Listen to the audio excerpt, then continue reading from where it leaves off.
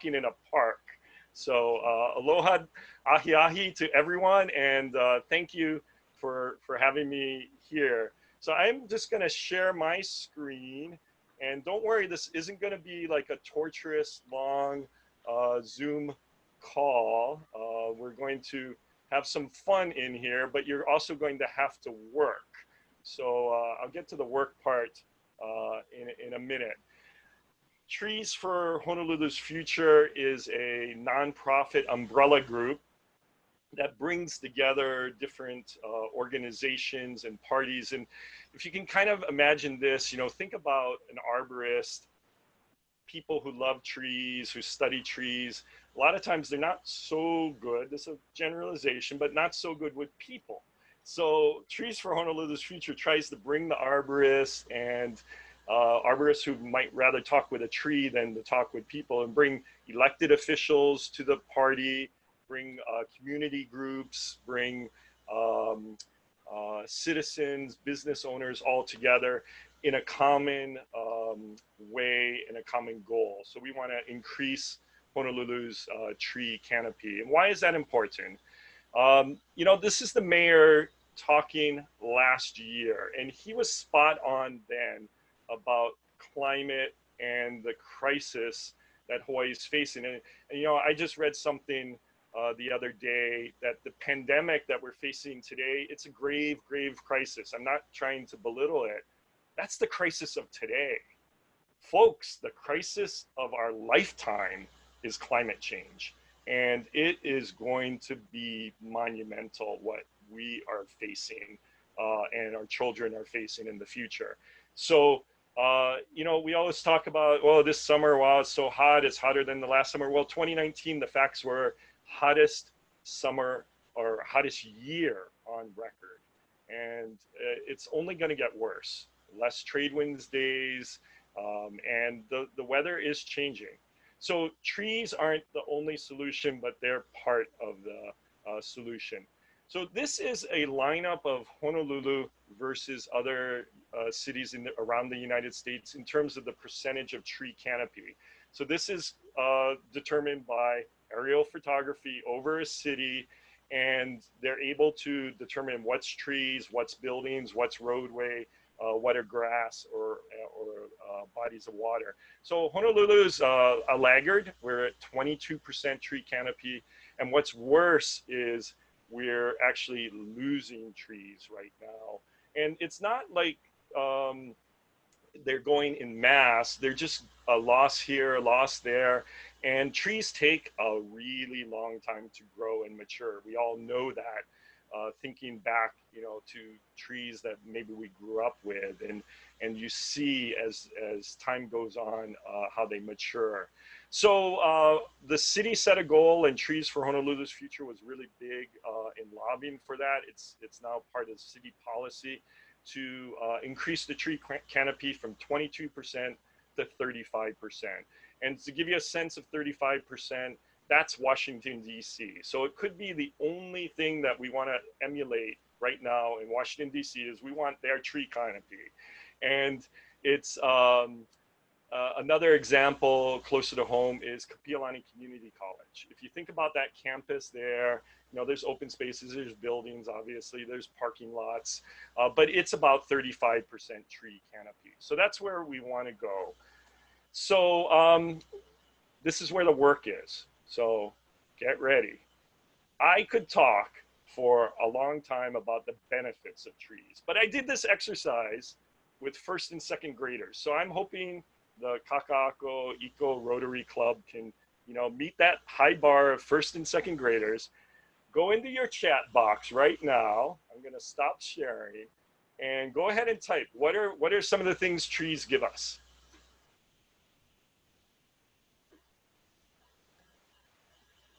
All right, remember first and second graders, they were pretty good. Yeah, shade, pleasure, better quality of air, shade again, fruit, oxygen. Carbon sequestration, absolutely. Hugs, I love it. Tree houses, entertainment, places to play. Think about all these wonderful things, beauty. Come on, folks, the first and second graders could outdo you. They did this on a whiteboard. You're able to do it in a Zoom chat. Yeah, there's the real estate person, Christina, property value. She is so true.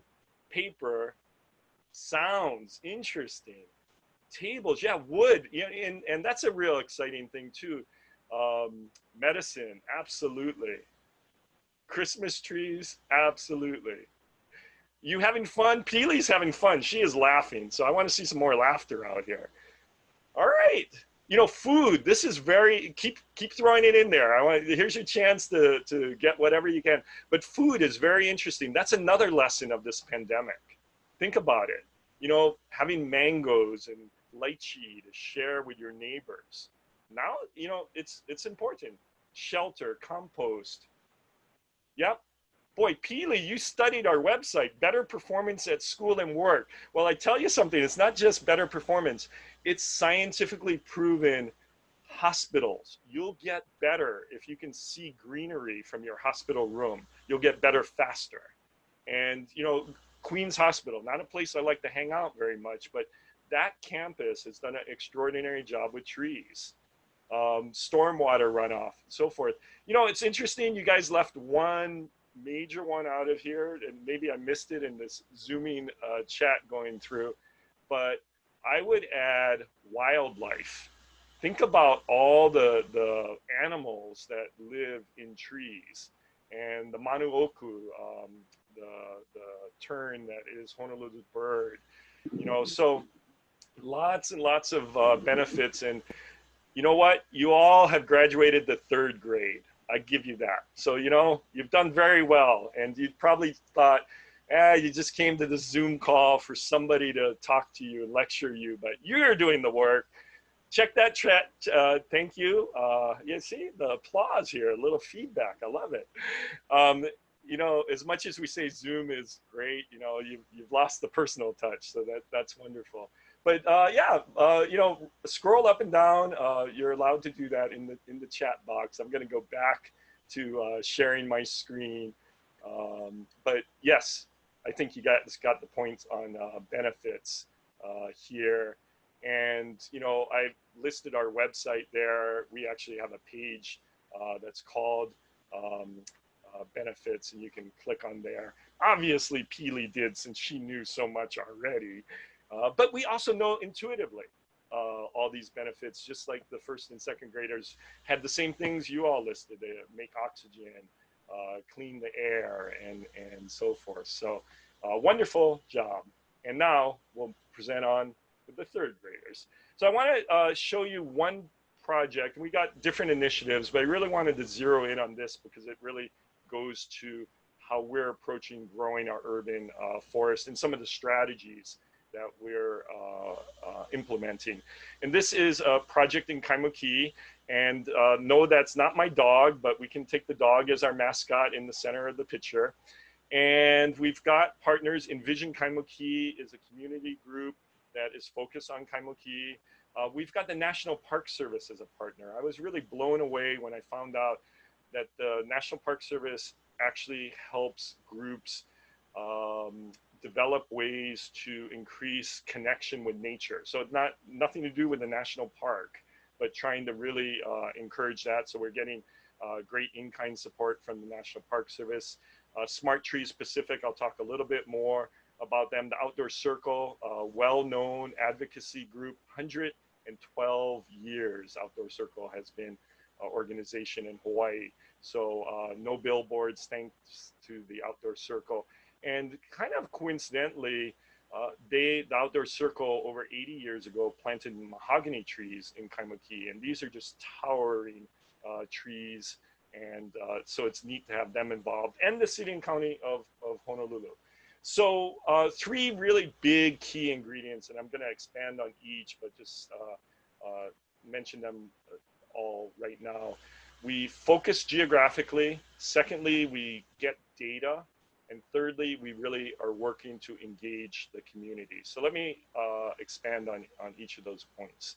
So first, focusing the effort. This is roughly the boundaries of the Kaimuki Neighborhood Board. So down off on this side, in the pink is the commercial districts. This is Kala Mall. This is kind of the heart of Kaimuki, Cocoa Head Avenue, and Waialae. Avenue. And then the neighborhood board boundary actually stops about here, but we extend down past City Mill to the freeway.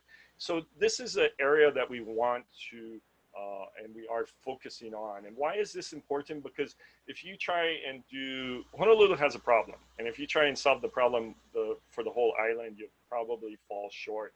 And you also want to be able to demonstrate what impact you can have.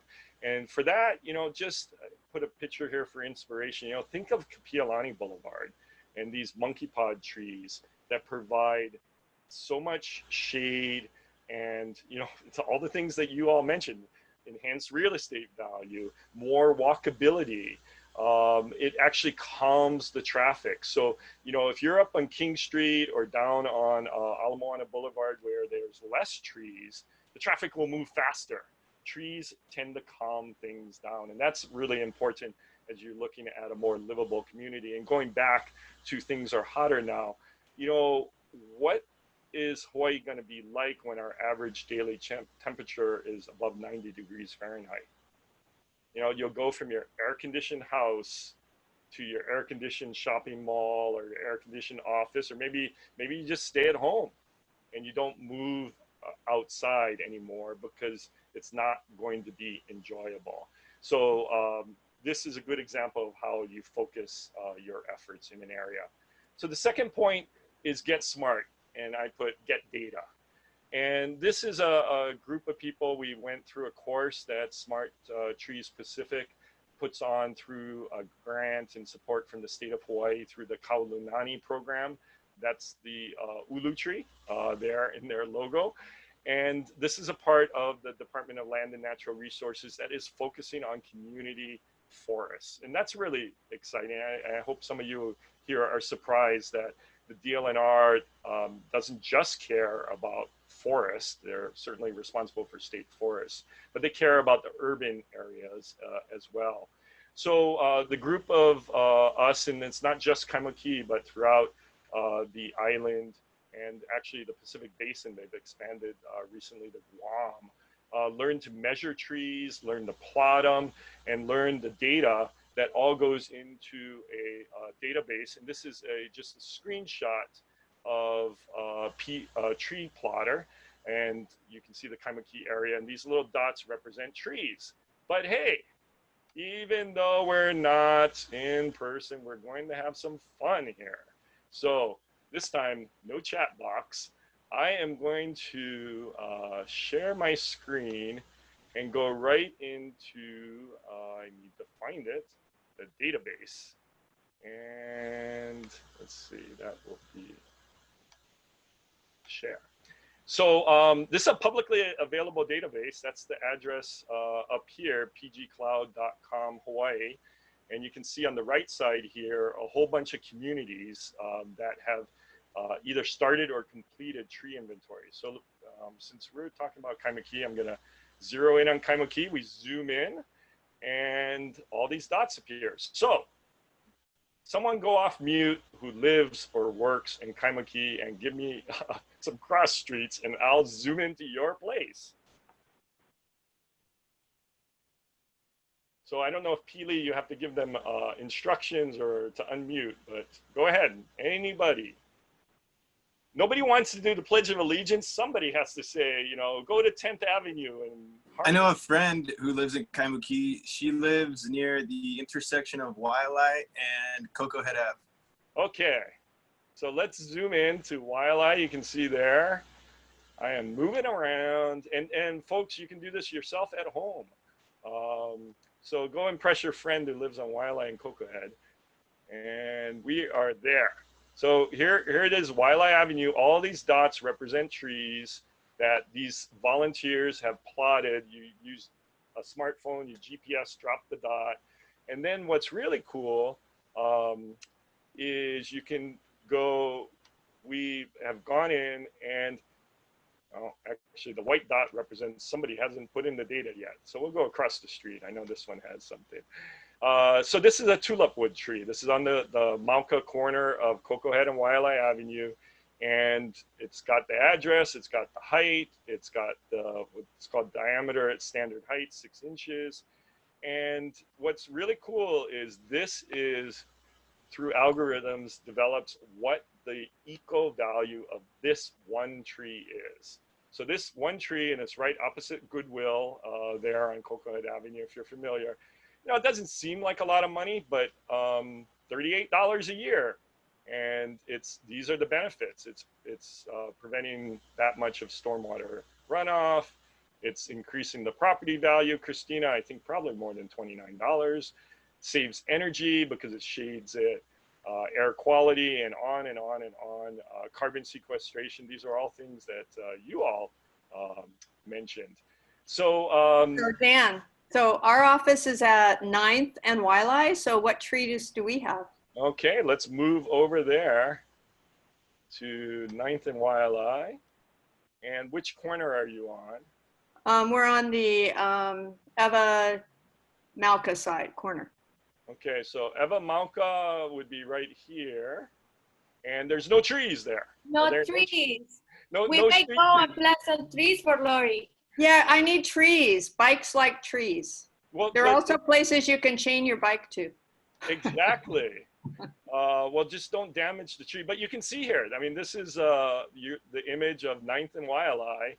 These little green dots here on the Mackay side by the Marathon Association, the runners have trees, but the HBL on the other side don't have trees. And I was going to say, I don't think of Kaimuki and Wiley Avenue as having any trees. Well, and you illustrate, Lori, you illustrate the point perfectly, which is, and I'll get to, we're looking for opportunities where there can be more trees, because when you have a hardscape environment like this, it's trees need dirt, they need places for their roots to grow, and if they don't have it, they're not going to thrive, and that's a problem. You see back here, there looks like a vacant lot, and there's some trees here, which is great. That's private property, but in the public space, not much.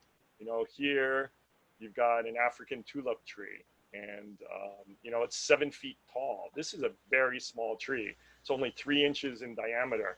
And you're going to see a small tree, $12 a year. So the benefit, and this is just a non-scientific way of thinking of it, the bigger the tree, the bigger the benefit.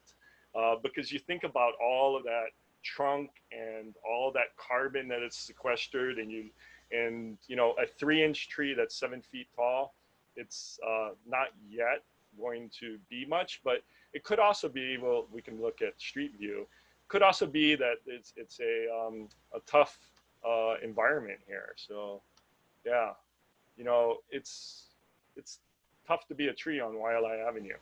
Well, it's tough to be a bicyclist on Wiley Avenue too. I think the idea of trying to take some of the streets back for other things, including trees and walking and bicycling and all that, is somewhere where we definitely have an intersection.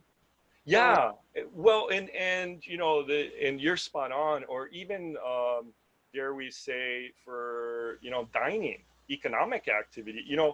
It's I was just talking with somebody because and here's a plug for Surfing Pig in Kaimuki, just on the top of the hill. The city bent their rules, and they allowed them to build a little platform, and now they have 4 seats where you can sit outside Surfing Pig and enjoy their food and the breeze and be outdoors, and you feel safer, would be how I would put it. And the city's definitely promoting that, and Yeah. so the parklet program and getting more sidewalks or more tables on sidewalks and all of that, I think it all sort of goes together in what we're trying to do.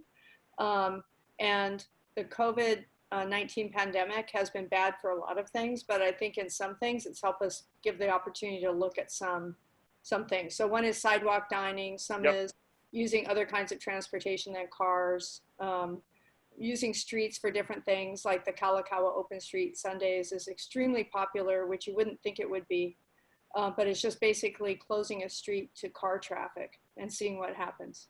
And I think that's pretty amazing. And sometimes it takes a crisis. Think about this, folks, to kind of build the momentum for change. And start with the quote, "You must be the change you want in the world." You can dream it all you want, but unless there's something to push it over the hill, the inertia will prevent it from happening. And the example is right there in Kaimuki. And just this morning, I came across an article from 20 years ago. Leonard Tam, who some of you might know, he's a business person, now retired in Kaimuki, used to run the shoe store on 12th Avenue, had this idea to close off a portion of 12th Avenue that's by the old bowling alley, which is now the Realtors. You know, it's a very wide street. It's a two-way street. It doesn't have to be. And to have outdoor dining and other things. 20 years ago, this was the idea. And now they're talking about doing that today. So, you know, a pandemic may cause the necessary change that, you know, and I don't want to say it's an inconvenience, but it changes your lifestyle. So if you're used to driving Mauka and Makai on 12th Avenue, and all of a sudden you can only drive Makai, you know, some people aren't going to like it, but you know what? They'll get used to it. It's like the bike lane, the two-way bike lane on King Street. You know, the mayor has often said he got more complaints about that than rail. I don't know if that's true or not, but I believe he got a lot of complaints, and it takes getting used to. And over time, it becomes something that people like. Yes, Pili, you're raising your hand very politely, like one of those first and second graders. So I have a few questions. So I wanted to, if someone has any question, you guys can use the chat. We already have like two questions there. One is from Dale Green. Then ask if anything that we can do to plant trees in a neighborhood that is hardened with concrete and asphalt. Like, how do we manage to get that better? And the answer is, it's hard. And it's not impossible, but it's hard. And it basically takes breaking the concrete. And, you know, that's an expensive process. And it's also fraught because we've, over the years, have willy-nilly laid underground infrastructure. So there's water lines, there's wastewater lines, there could be underground conduits for electricity, all these things. Not to say it's impossible, and the best example of it is actually back in Kaimuki, where tree wells were created, bulb outs, and so forth. This was under the Mayor Harris administration, and it cost plenty of money to do, and it cost some parking spaces that get people upset, as Lori was just kind of alluding to. Like there's a give and take here, and if you want X, you're going to have to give something up here in terms of Y. But that's why another reason we chose Kaimuki was because it had this hardened place. The other thing that we're working on for Dell, to answer your question specifically in Kaimuki, because 22% of Kaimuki is tree canopy, 78% is something else: buildings, roads, grass. And there, believe me, folks, there's not that much grass. So that leaves you with a lot of hardscape. But where there is opportunity to plant, we are looking at planting on private property. So this, you know, there might not be enough publicly owned right away, but there may be trees or potential for trees on private property. So what we're seeking right now are partners and funding so that we could go in, say the property owner wants to plant trees but doesn't know what to plant or wants to do the right thing. So we would supply the expert, the arborist. They go visit the site, come up with, hey, here's some, you know, talk with them. Oh, I want a fruit bearing tree. Great. Okay. Hey, a mango tree will do well here. No, avocados will be better. You know, whatever it is. And then talk through the care of the tree.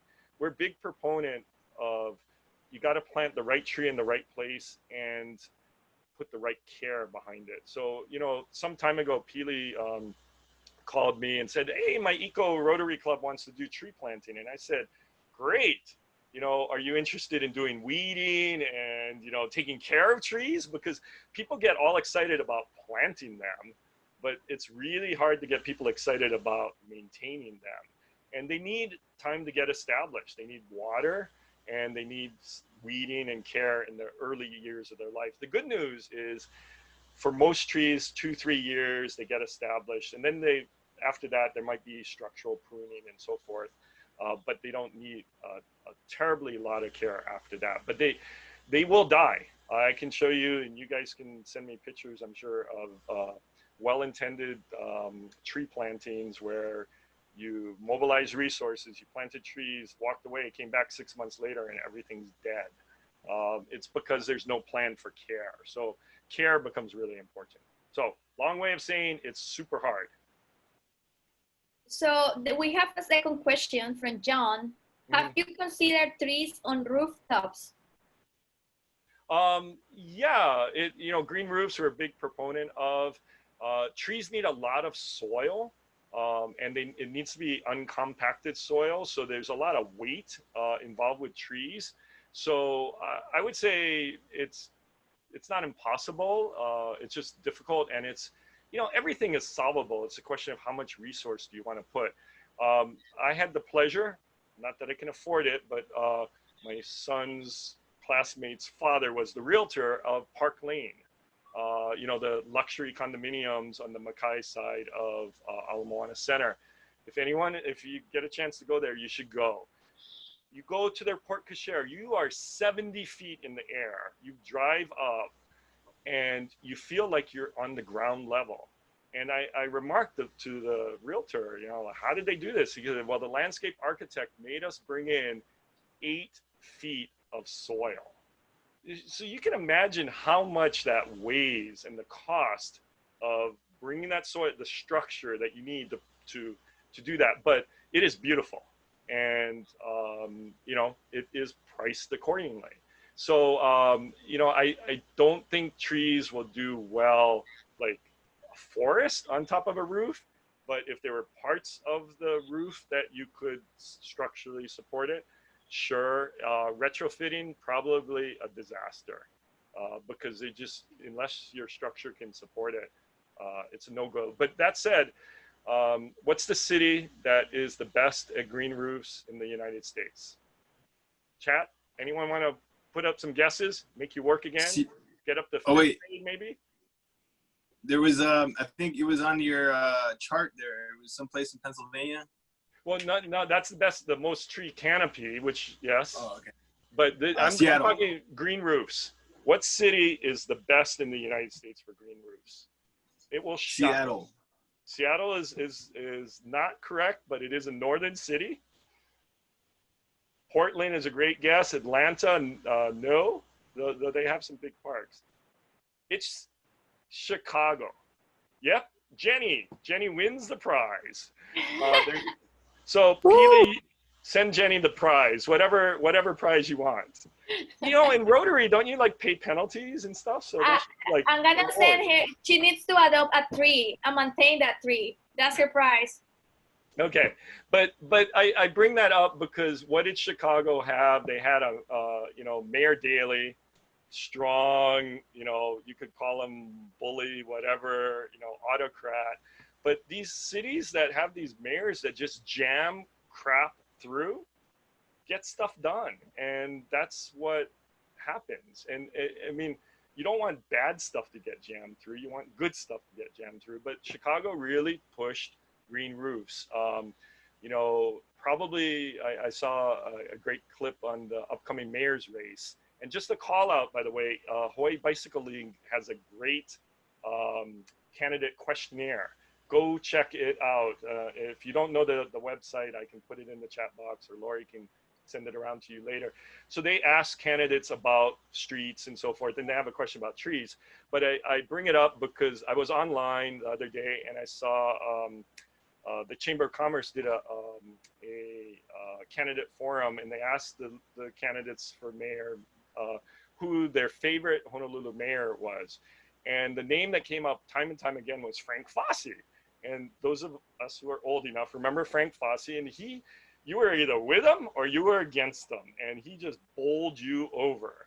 And he did good things and he did bad things, but it's interesting to me that that's the example they use. And I mentioned in response to that question about hardscape, Jeremy Harris, probably not the most loved mayor, but you know what? he cared a lot about trees, and he did Waikiki improvements. He did the Kaimuki improvements. He did those vision groups where money, people argued money got lost or whatever, but it was a different approach, and some would argue, too superficial. And I think that's an important part, in my mayor thing. You need that balance, because if all you do is the facade, and you plant the tree and it looks good, and then you leave office and it dies because you forgot to put in the irrigation, or you value engineered it out or whatever, you haven't really accomplished anything. And thus my answer on the green roofs, if you just plant the trees, they're not going to thrive unless they have lots of soil. And when I'm talking those kind of trees, I'm talking big trees that have canopy. So anyway, I see another question came up here. You can scroll up and down to the questions to see which you want to approach. In the meantime, I have one.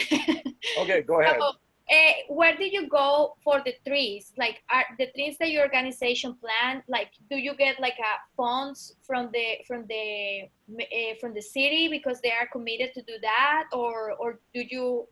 How do you manage that process? Right. So we get funds from foundations, private foundations, the Atherton Family Foundation supporting the project in Kaimuki. We get donations from individuals. So great plug there. Anybody want to go on our website and donate? Thank you.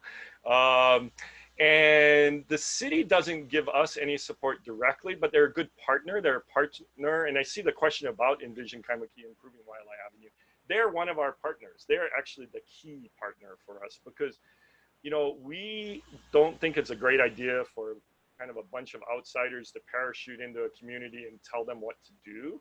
So it was actually Sharon Snyder, the head of Envision Kaimuki, who contacted us and said, hey, I went to your conference. I like the idea of trees. Can you help us? And then we brought that private foundation money. We brought in-kind support from the Park Service. And where the city is supporting us is we're out identifying locations where trees could go in the public right away. And the city's committed to review those. And if it's appropriate, they'll plant the trees. So and I failed to say right up front, we don't directly plant the trees. We work with partners who do. So the city, Outdoor Circle, and the like. So and the second part of that question, adopt the tree, like adopt the highway. That's a really good point, and it's actually, I'll go back just quickly. I'm having too much fun with you guys. Are all the speakers and things like this fun? You are very fun meeting. You have done a great job. Well, okay. So I'm on benefits, but let me just move forward here, because the adoption part is really important. So, I talked about the data. So the third part, and let me just show this, and there's actually one or two more slides, so we're not, don't have to torture you here, but, oh, I see, I have to stop sharing that and share my PowerPoint instead. Okay. And here. Yeah, who's done presentations sharing multiple things at the same time? All right. So is engaging the community. So on the left is a picture of a meeting we had at the shop in Harding, on Harding Avenue. It was pre-pandemic, so that's why you see lots of people. But this is like reaching out to the community, come together, Christmas parade on the far side. I implore any of you, follow us on Facebook. If you know people who live in Kaimuki, or like Lori who work in Kaimuki, do the @Trees for Kaimuki and sign up. You're on an email list that provides a way of engaging with the community. And really, this is the last slide, and we'll go back to questions. But I really wanted to hammer home these 3 points. To grow our urban forests, we really need to focus the effort. Can't be like all over the place shooting wildly. We need to have data. We need to engage with the communities. And I should also add, we didn't just pick Kaimuki at random. We picked Kaimuki because it was hard with the hardscape, but it was also that they had a very mature community in the sense of Envision Kaimuki as a partner. And then you need to select the right tree in the right place and importantly have that right care. So trees for Kaimuki, and the reason I shared it with you all is this is a test bed for us. We want to see how it goes, what we learn. I mean, and again, one of the quick learnings that we've had, and you saw it so clearly on 9th Avenue and Waialae, there's not a lot of opportunities there. So, hey, maybe we're going to pivot and approach some private foundations for support on planting trees. Maybe they're fruit trees, you know, that's going to help community as well. So yeah, lots going on. And I'll go back to the questions here where somebody asks if we focus on other botanicals like bushes, flowers, plants, etc. And the answer is no, not directly. So we, as part of Trees for Kaimuki, our partners at the city are going to be replanting some of the Mauka side trees in those tree wells. So between Cocoa Head and Sierra Drive. And I hope nobody from the city is on, but I would probably, I've already told them this, so it won't be a surprise. They're going to plant the trees, and then they want ground cover that is yellow lantana. So you don't have to be a botanist to know the yellow lantana. You see a lot, like at the Board of Water Supply. It's a very, very hardy plant, and it's actually an invasive species. It just grows like crazy. It's not a native plant. It's not. And the reason the city wants to plant it there is because it doesn't take much care. So it makes logical sense to them. So we're working with the city and we're saying, hey, you know, time out. If you did the tree part and you just do the dirt and, you know, irrigation, turn it over to us. What if we've got Hapa Landscaping right there on Waialae Avenue as a partner. They're going to design it. And then we want, to Lori's good question about adopting, we're approaching businesses and saying, hey, Big City Diner, would you take care of this tree that's right in front of you? All you need to do is clean the trash out every day, because if there's trash there, there's going to be more trash, and people are, you know, beasts. And if there's no trash there, there won't be any trash. You can do that, yes. And watch the irrigation to make sure that it's working. And if it's not working, call Sharon Snyder. Sharon will then be able to navigate the fix. And then every 2 weeks, volunteers come through and we'll trim back the ground cover. And the city will take care of the pruning. So it touches on a lot of those questions there. We don't directly get involved with outside of trees, but here we see an opportunity to make the trees really be celebrated versus being just kind of industrial. It's not to say yellow lantana it's better than nothing, but we think we can do better. And what we want to do, and the city hasn't said yes yet, so if any of you have influence in the city, use it. We want to allow, and I just used an example of Coffee Talk or Surfing Pig. If they agree to adopt, let them help us with the design. You know, so hey, here are the 3-4 plants you can do. Here's what you can do. You know, so then there's a sense of ownership. There's a sense of community pride.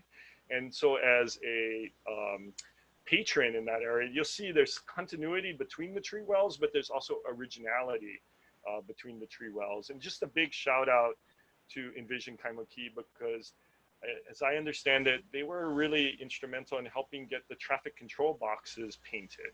You know, I don't know about you guys, but I smile when I see, you know, these boxes painted differently. And you know what? People respect it. There's no graffiti on it.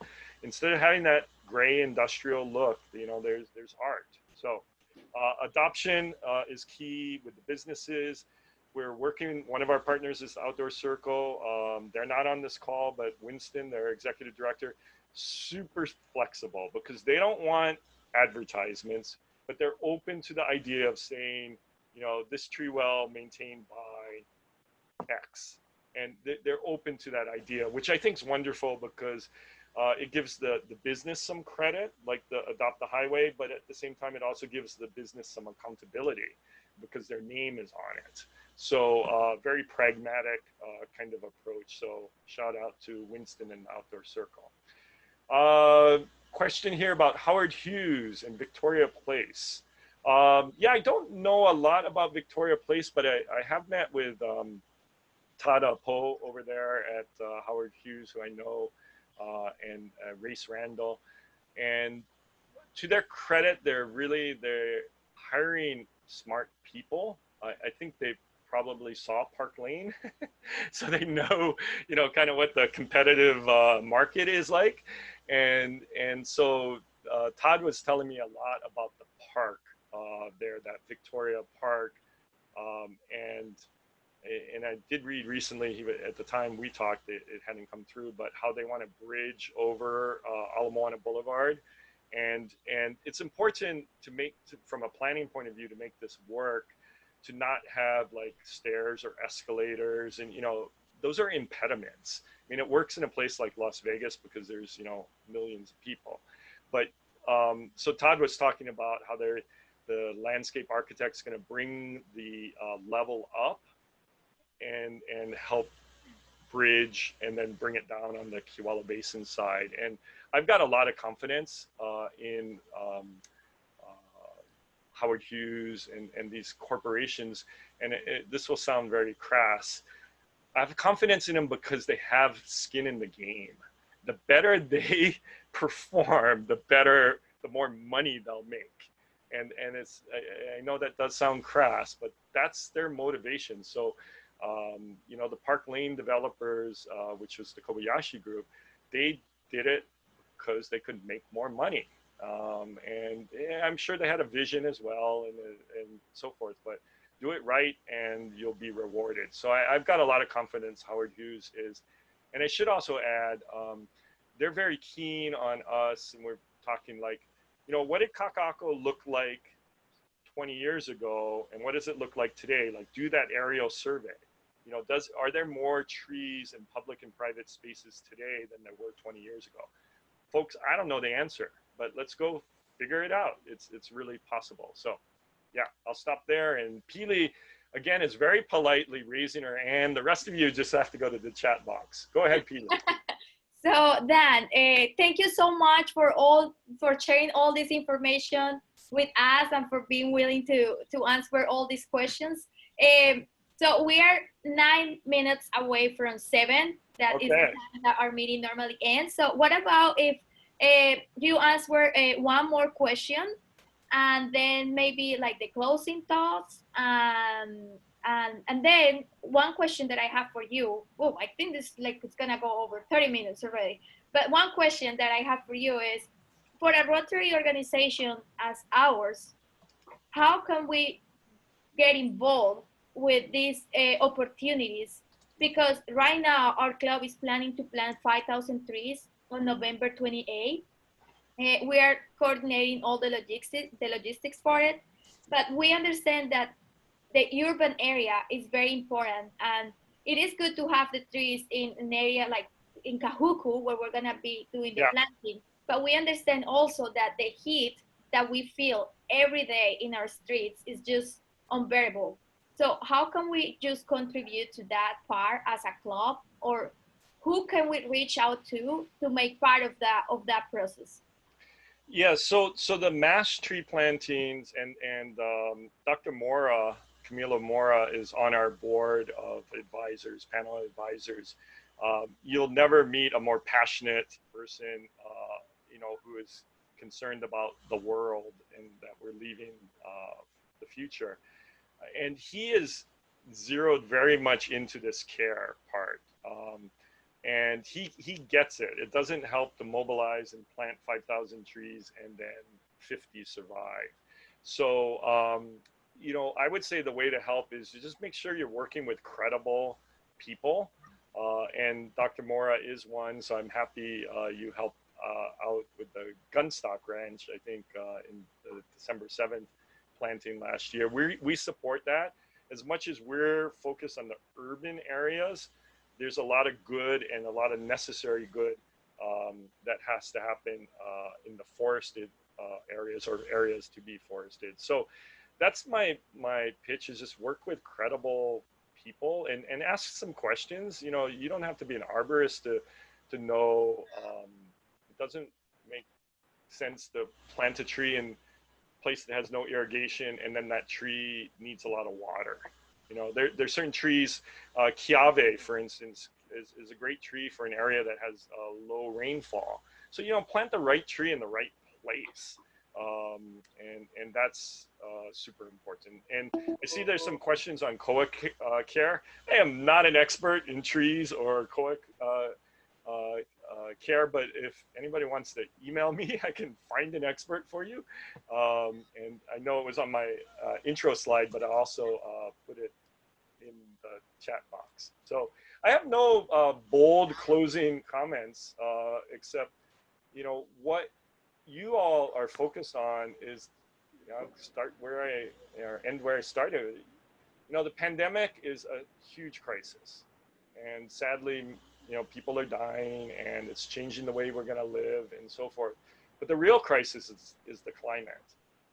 And you folks, the fact that you're focused on it, you know, and looking, it's not any one thing. It's going to take thousands of little different things to make a difference. And trees are part of it, but there's a lot more too. And so I just salute your group and the fact that you're focused on it, and you know, I want to be invited to more of your talks, because I'll sit in as a guest. So that is my summation. And go to the HBL site and get informed about elected officials. Oh, okay, Dan, there is one question that everyone has been asking. Where do you buy trees from? Like a trusty tree provider. Okay, yeah. Well, and another one, to join our club. Okay. Hey, I'm now all excited. You know, I was like pitching you, go to our website and donate. Now you're like turning the tables here, right? So yeah, send me information about the club. I'm excited about you guys now. Not that I wasn't excited before, but I will. Okay, thank you. You know, for nurseries, it depends. I mean, I hate to give this vague answer, and I'm not the expert, but I put my email address in there. Email me and tell me, hey, I'm interested in native trees like this. And there's a woman who's on our board, Roxanne Adams. She's in charge of the University of Hawaii, Manoa Building and Grounds. She would say, oh, for that, go to Frankie's. Oh, for that, go to this. You know, she like knows this stuff. And I'm always like, could you like write it down? Oh, no, it's in my head. So the nurseries, it depends. You know, they all specialize or in different things. So just ask around. You know, I was told once years ago, you know, one of the most powerful phrases in the English language is, I need your help. You know, just ask. Hey, I need your help. Do you know anyone who knows this? People love to give their opinions. And then, you know, so yeah, just ask. If you don't jot down my email address, you can go to our website. There's a contact form. You can email Lori at Hawaii Bicycle League. I just seen if you're paying attention. You can always email me. Yeah, I'm looking for support right now too. Yeah, everybody knows they can reach me. Yeah, there's also some trade groups, the Landscape Industry Council of Hawaii. That they have a really good website, and they've got members and so forth. Yeah, I mean, I remember someone telling me they were lost in Chicago, and they asked some stranger for directions. This was about a decade ago, and the person just flipped them off and said, "Google it." So I will just say, "Google it," and seriously, you'll get kind of a group answer that is probably pretty good. Thank you so much, Dan. Like, we really appreciate you like coming and talking to us. It's been like a very, very fun meeting. Well, thank you. It's been my pleasure, and yeah, I look forward to collaboration in the future. Of course, absolutely. And I'm gonna send you information about our club as well. Okay. So I'm gonna share my screen again. Yeah, do your club business. So before we leave, we are just have like 2 more minutes before we hit to 7. So that is just gonna be short, some announcements that we have. Thanks, Dan. It was amazing. On Friday, we have webinar about carbon neutrality challenge with Dr. Camilo Mora. Our information for the event and to connect to the Zoom meeting is in our website. It's in our Facebook page. You can find the event there. And I've been sending like emails to everyone to join us for this.